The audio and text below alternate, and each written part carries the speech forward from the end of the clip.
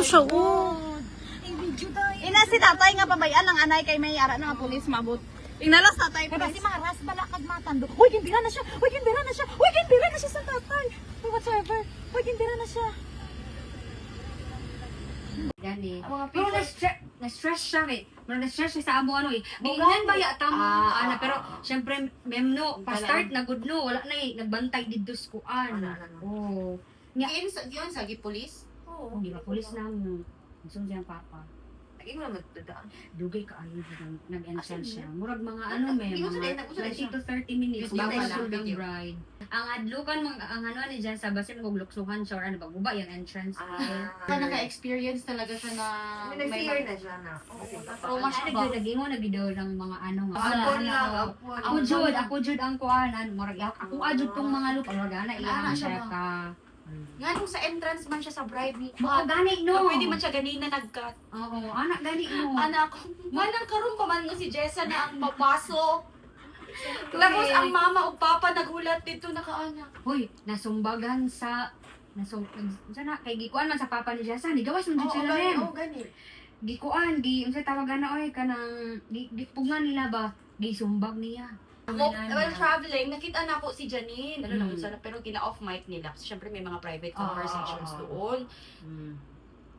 Pero wala siya nag-ingon, itigil ang kasal! Mo ang adlukan kay biskan Ay, nag-block siya sa tunga.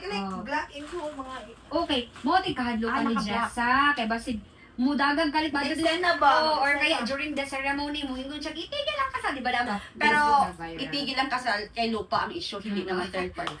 Hindi naman. Pero wala siya sa police, di pa dito ko ano. Kadugay pag nihilak Pero si direct Raswil, mems. Nihilak si Raswil kay. Ila laging ibang ano po. Sino Raswil? Staff mo? Or na ko. Okay na trending hindi. Trending na eh. Ay, hanabi ko sino. Kabalong aten asal ko. Ara na gani, oh. Wala. Ha? Pero ako be. Wala ko yung i-video ta kaya mo ning matrench. Pero okay ka. Jessa is good. Hi. Okay lang ko, wala na ako problema. Siya man na may problema. Pero like kagaina wala. Ay, nag-ano ko, nasapot lang ko kayo nahuyak sa mabisita nga magsulat malahaw. Tapos, nang hindi siya mapakiusapan, good. Dahil na siya nakapon nag-thread sa Facebook, nag-good. Tapos, Kasi kinsa na yun sa kwarta. hindi kami close. Ay, kinsa ni? Tatas na ko IGR ha. Ano na siya pagkaon? Sige, anak, wala ko na kayo pasensya sa kuha. Sige, sige sa Facebook. Dili na ko naugod. Kala niya, iso, hinapost niya. Ang pondo, ang pondo si Jessa. Nag-iisang anak. Hindi, nag-iisang totoong anak. Hindi. Daon na lang. Bigyan siya mga gamit. Ano ang ginamit niyang ampon? Ako tatay. Imong tatay. Tatay daw. Ampon. Ala pa, kung kubi ko sa puso. Dali lang niya. Ganyan ko online. Girl, nag-aasik ako na. Kasi ang baby na. Ipabulong na lang gid, Jess. Ha? Bulikan nilang inyong pamilya niya. Nabuligan. Ipabulong na siya, te. Tapos nagkaingana. Kami, may sarili-sarili. Pabay kami nga family. Diba? Sabagay. Once is enough and twice and the rest sila na ganun. Tapos may wala ko problema, te. If ever, kaya ina, te. Wala ko problema. Nga, if ever nga magpupo na siya sa simbahan. Maganda siya. Wala problema. Pero, sa klaro nga istorya, sabi niyo, hindi ko siya kasulod. Totoo, gid. Kaya ginaiwasan ko, mapalpak ko.